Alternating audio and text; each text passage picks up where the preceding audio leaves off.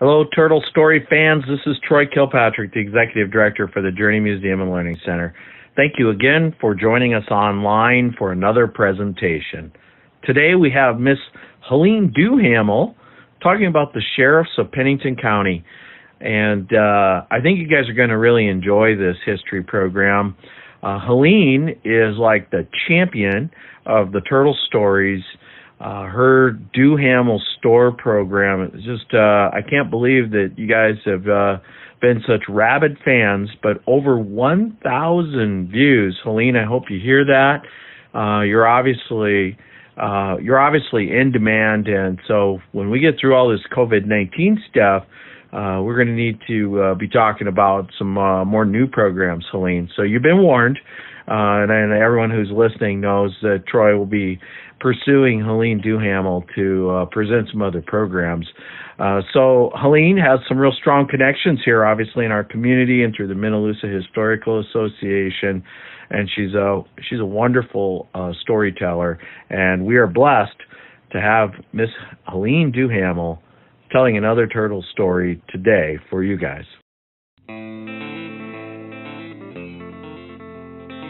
The history of Pennington County Sheriff Office, presented by Helene Duhamel, as well as a little bit of help from Sheriff Thom, as well as our local Rapid City expert and Minnilusa Historical Association Board President, Pat Roseland.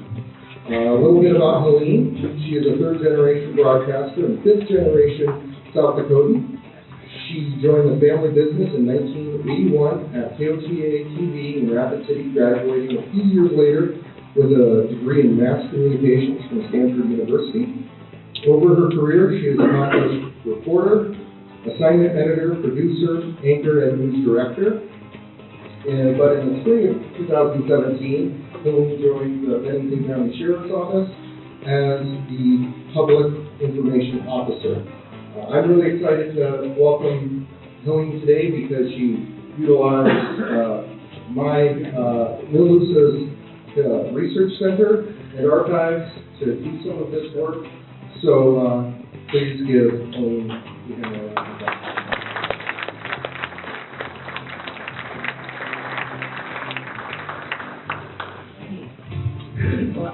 I just want to say that this project is all because of Sheriff Thom, our 25th sheriff in Pennington County, had the vision to put something like this together. All along the way, I was wondering if you'd forget and let me do my other things that I never forgot. So I want him to start with his vision and what he wanted to do and what he makes up looking at. Is this mic working? Can you hear me? Okay, I'll use this one. Well, again, thanks for being here. We appreciate taking the time to come out. It's cold and snowy, so it's a good day for soup, and appreciate you being here. I'd like to shout out to a few people, Pat and others, the Journey, the library, just really helped us put together the information we wanted. Scott, raise your hand for Scott, or former jail commanders, he helped us with some of the information. There's other former law enforcement here, or retired law enforcement. Some I've worked with over the years, some I haven't. We also have our chief and assistant chief back here, Carl Jagris and John Hendrick. We're fortunate in this community. The Sheriff's Office and Police Department work very well together. Former Sheriff Holloway and Chief Hennies, in their words, knit our two departments together, so we work very closely together. If you come up on 4th floor of the Public Safety Building, where the Chief's office, John, and our administration are, that's where you'll see these large boards that are leaning against the wall. We have a series of those displayed. We have a few more we're going to add, but we're not done. Helene's right, this project was in works when she came on board. They did bug her, nag her, whatever, that helped keep getting it done, and with a lot of heavy lifting, a lot of help from people who were able to put it together.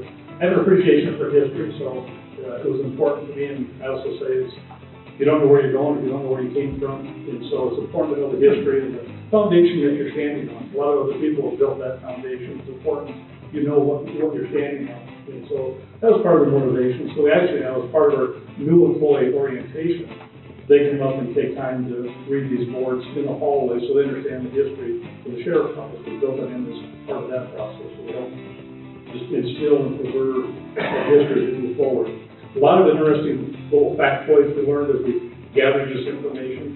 And One of the sheriffs had a pet bear, so they went to the bear country while they the mascot for the bear country. I don't know if they would accommodate that or not, but a lot of interesting history here in Pennington County. And coming out of the Dakota Territory into, Pennington County, which again was formed before we were a state, and just looking at the history of our area, I think it's fascinating, this part of the country. So Helene's going to kick it off and run the first part. We're going to kind of tag team it.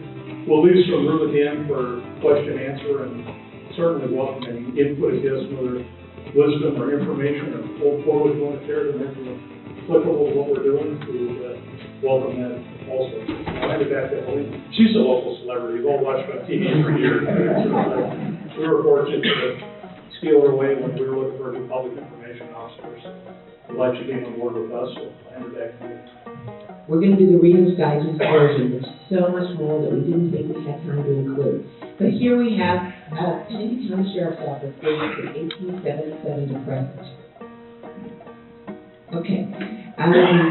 In 1861, the territory of Dakota was an organized, incorporated territory of the United States, existing from March 2nd, 1861 until November 2nd, 1889, when the final extent of the reduced territory was split and admitted into the Union as the states of North and South Dakota. The population increased slowly at first, but then there was quite a boom. They called it the Dakota boom from 1870 to 1880. Because the Sioux were considered a hostile threat to settlers, the white population grew, and it was mainly just Native Americans here. So we have this board, and you can see it a little bit better down below, but this is a letter from then Governor Pennington to Seth Bullock in January 4th, 1877. Dear Sir, our legislature now in session has adopted a memorial which will be forwarded to Washington urging Congress to ratify the agreement made with the Indians without delay. I have also written Mr. Secretary Chandler requesting him to urge Congress to act. That alone can organize counties and establish courts in the hills at once. The present legislature will probably divide Lawrence County into 3 or 4 counties. And this is very respectfully John L. Pennington. This is something that Pat found, this particular letter. So he has the original, and we photocopied it. Minnilusa has the original. It's really unbelievable to see these signatures and handwritten. And Governor Pennington was appointed by President Grant at the time to oversee Dakota Territory. And like Helene alluded, we were formed out of what was Florence County, being Meade, Pennington, Cuthbert, Florence. It was divided into 4 counties at one point. Right, and that happened February 17, 1877, and that was just 11 days before the Black Hills were open to settlers. Here is Pennington County's first courthouse in Sheridan. That November, this was April 2nd session. Sheridan was the county seat, but by November, the people of Pennington County voted to move the county seat to Rapid City. And in 1939, as you may know, a dam was built and the county seat was covered. And now that's Sheridan Lake. And here we have an early picture that Pat uncovered. This was Rapid City in 1888. Pat, did you want to explain a little bit about your orientation looking at this picture? Oh.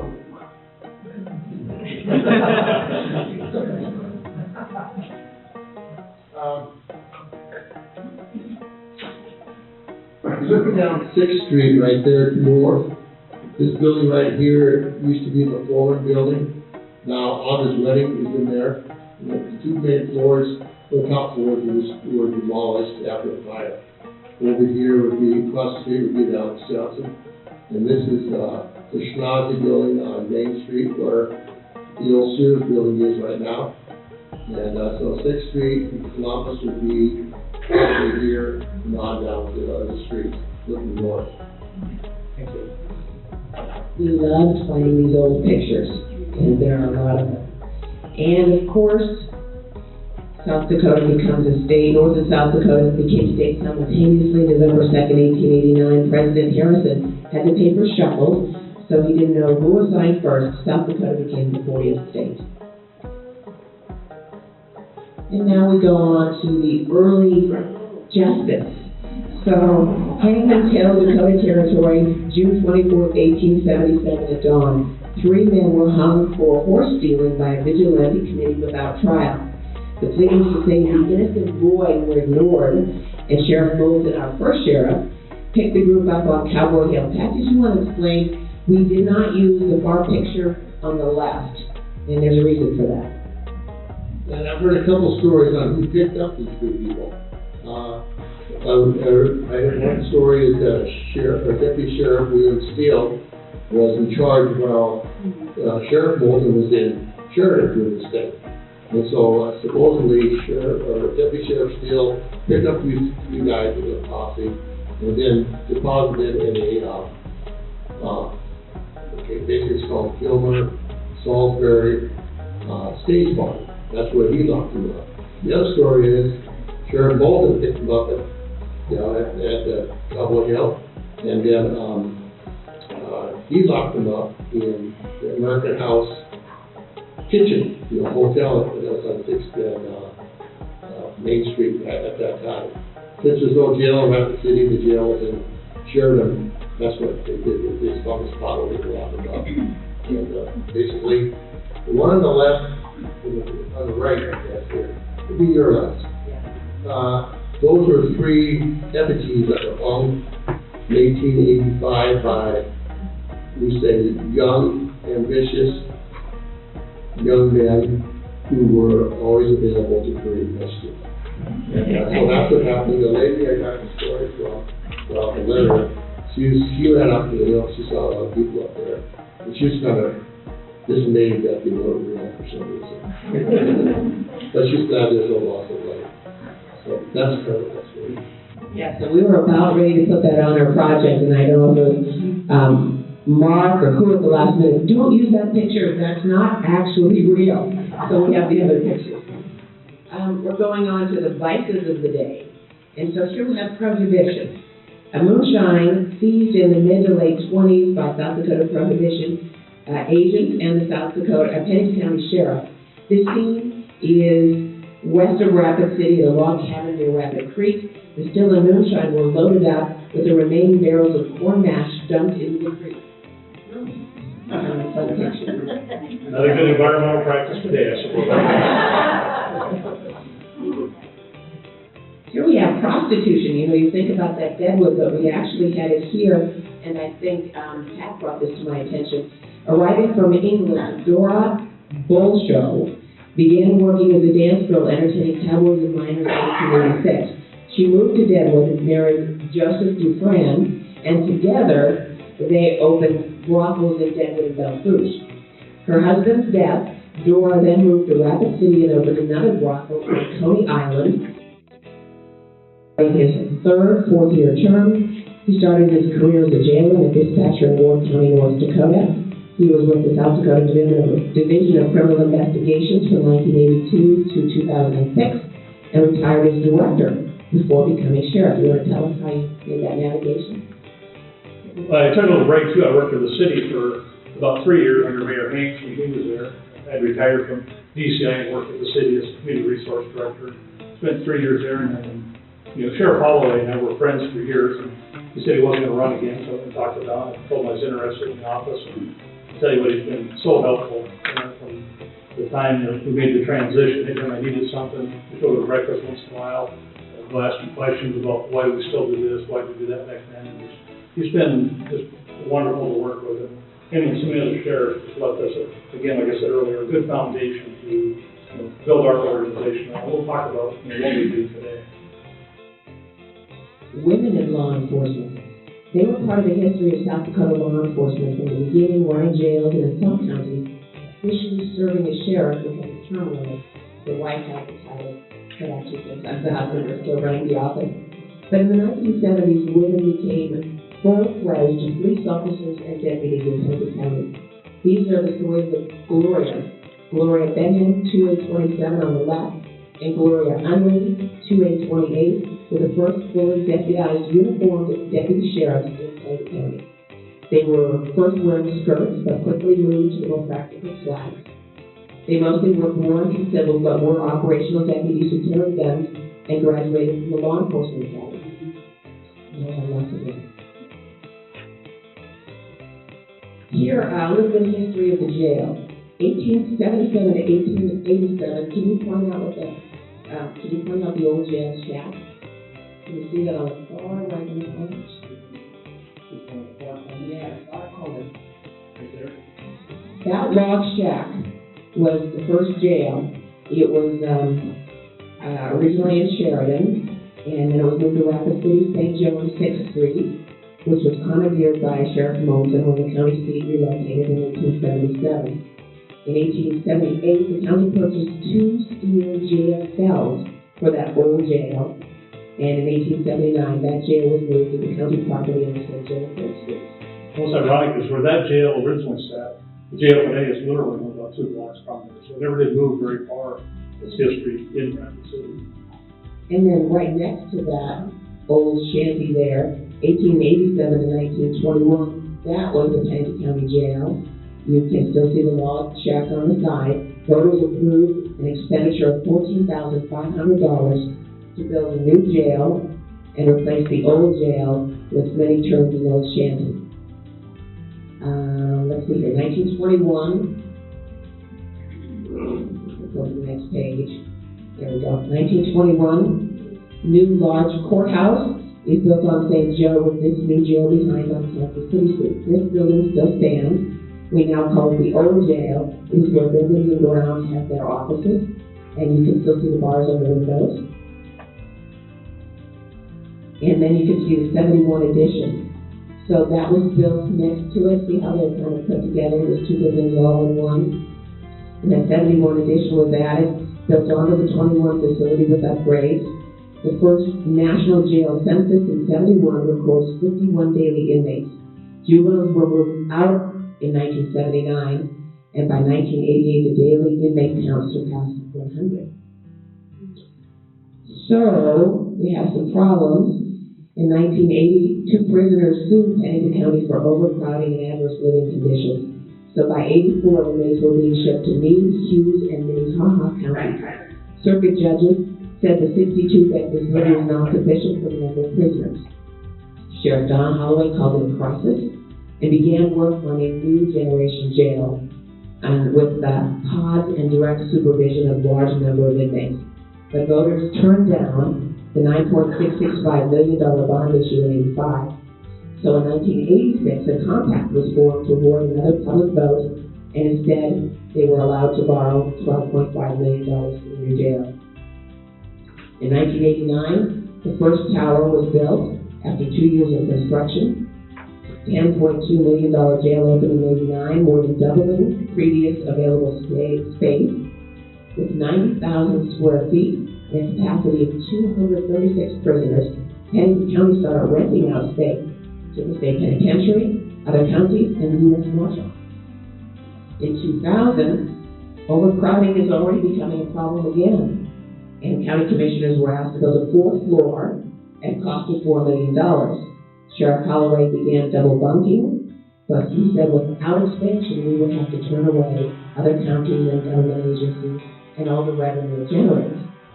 The U.S. Marshal Service even offered $1.4 million to add that 4th floor, but we did not go with that because we would have had to close the jail while we built.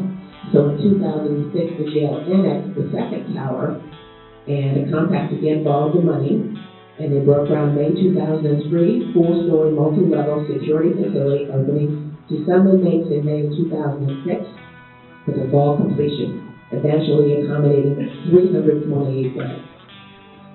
To put that in perspective, today we have 662 beds. And oftentimes that's a robust weekend in Rapid City, but this month has been very busy. We'll hit somewhere in the 680 range in terms of people in the facility. So some weekends we're actually over capacity. And we also have a juvenile center, excuse me, that has 57 beds. And we'll just bring this up because there were 3 states that I could uncover. God have to find some of these things. But there was an escape in 55 and 56, both from the old 1921 jail. In 55, Ellen Bishop actually went through the library and got some of these old headlines and pictures. And so the 55 escape is the one closest to me, and that was Earl Irwin, 41, and Clyde Aldred, 18, escaping from the Pennington County Jail. A cell was left open for ventilation, and Irwin fashioned some sort of device to release the cell door handle, and they overpowered Jail and his wife and locked them into the cell. So the headline is Desperados Flee Jail. The public was warned to lock their doors and stay inside. They escaped just after midnight, but they were found in an abandoned farmhouse about 30 hours later, hungry and exhausted. Irwin had a .25 caliber automatic taken from the jail. They surrendered without resistance, and the quote was, "We're glad to be back." That's all of that kind of stuff I learned.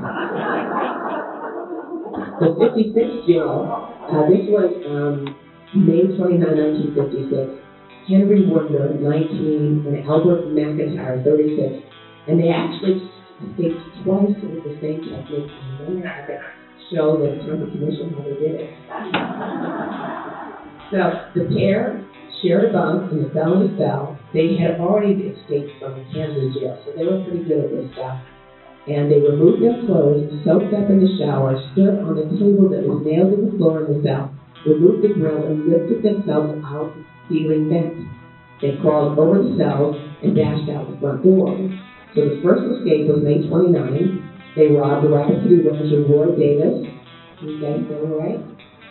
His place was between Highway 79 and 16 on Castro Boulevard. Davis and his wife were tied up. Obviously, there were no telephones. So the escapees took his car, rifle, and ammunition. They eluded officers for nearly 6 days, but were captured in a roadblock near New Creek, June 4th. So then an inmate from Hill City joined them, James Mara Witter, and he was only 18 from Hill City. He was being held on grand larceny charges, and he joined the pair in a second escape 5 days later. And after them captured, disbelieving Pennington County commissioners toured the cell, and one of the inmates actually demonstrated how big he was. The commissioners could not believe that good-sized men could fit through the small hole 10 by 14 inches in a 10-foot ceiling. And then finally, our 98 escapes, and Duhamel is not one of us. And this one hurts. Don's not here, he's down where Thom is. He doesn't get any response. So they escaped from the first tower, August 6, 1998. Darrell Young was 22, Wilbur Cutgrass, 18. One inmate snuck into the other's bunk. They took the screws out of the metal wooden frame. Somehow there was a mistake. The people who did it were supposed to weld that in. And they removed the frame, the window, and they only had 8.5 inches. If you go by the jail, see how skinny those windows are? 8.5 inches to get out. And they were in the maximum security unit, second floor. They jumped 12 feet to the ground. One inmate broke his ankle. And one was found a couple of days later in Rapid City, and one in Roseland.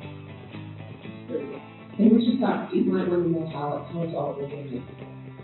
So just briefly, I'll tell you where we're at today, and then we'll take some questions you can take each other to 1 o'clock. The sheriff's office today is broken down into 4 divisions. The law enforcement division, which is probably the most visible part. That's the deputies in patrol cars, patrol and civil warrants, civil victims. And the sheriff has a unique role. The sheriff's also the coroner for Pennington County, and the coordinator of the sheriff follows the sheriff and coroner, where they fill one office, if you will, 2 offices combined into one. But a lot of the deputies are deputy coroners do that work. To the right is the Juvenile Services Center itself on 79. That's the 7th county compact with counties throughout the village that participate in that. We have currently 57 beds out there in partnership with Lutheran Social Services on part of it, in what we call the Arise Center. And then bottom left, of course, is the 2 towers for the jail. That's just some overflow out of the juvenile center. We have an empty pod out here that we can use. It's separated from the other juveniles, so it's our capacity 662 today. And then the care campus, which we've heard a lot about, just across the street from the former NAU building, right out of Kansas City. That's a partnership with the police department, the sheriff's office, the aider management system.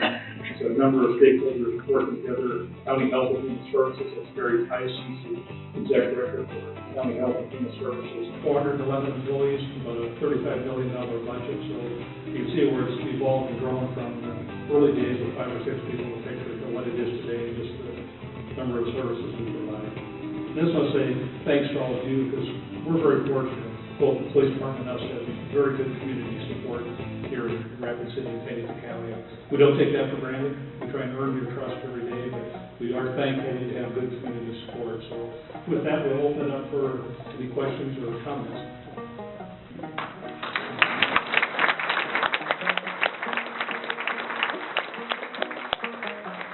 I just want to make a comment. In 1989, before the jail was open, I was teaching at Dakota Junior High School at that time.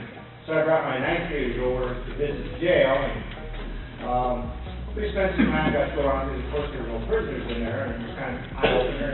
We go back to school and try to generate a little discussion about, well, what do you think? And had one question: who gets to decide which TV station? I was afterwards, that's the biggest, meanest guy in the room does that. I said, okay, and that was it. Yes, sir. What percentage of your prisoners are indigenous to this area? And do you have prisoners who are from other areas and other law enforcement agencies housed here? Okay. In terms of our Native American population? Yes. Yeah, our Native American population at the jail runs about 50%. To put that in perspective, the county population is about 10% Native American. If you look at our juvenile center, it runs between 50 and 60% Native American. If you look at the care campus, detox safe beds, that's going to run somewhere in the 70% plus Native American people that we're serving. So we deliver a lot of services to Native Americans. In terms of housing for other people, we do house for other counties. Probably our largest customer, if you will, is the United States Marshal Service. We have a contract that we house for the Marshal Service, and that's all pre-trial. Once somebody's convicted in the federal system, they go off into the Federal Bureau of Prisons, become custody of Bureau of Prisons rather than the Marshal Service.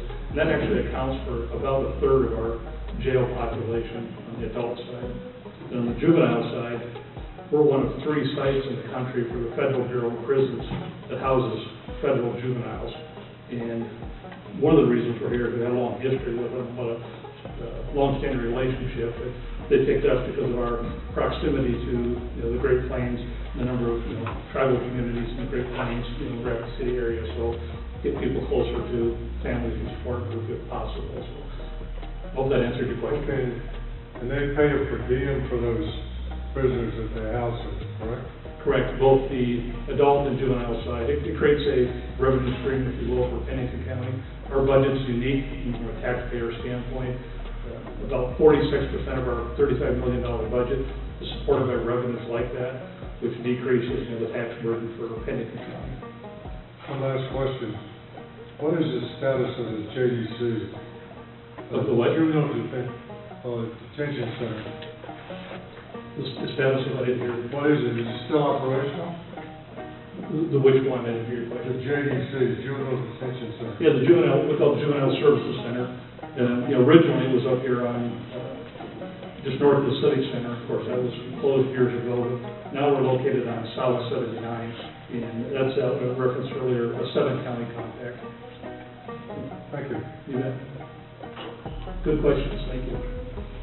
We do have smaller versions if you want to just look at what these big, that's the real life size, and it covers almost the full wall on the 4th floor of the public safety building. But we have smaller versions as we were working through them. If you want to take a look at some of the different things, we have a couple of interesting books, law enforcement, kind of history, and some of Pennington County history, if you have other questions. And Helene, people can just wander up there and look around, or how do you see them to do that? Well, it's a controlled activity. You come up to the 4th floor, but we share a joint receptionist with the police department. Okay. And they have to let you in, but we try and be accommodating, if you will. Okay.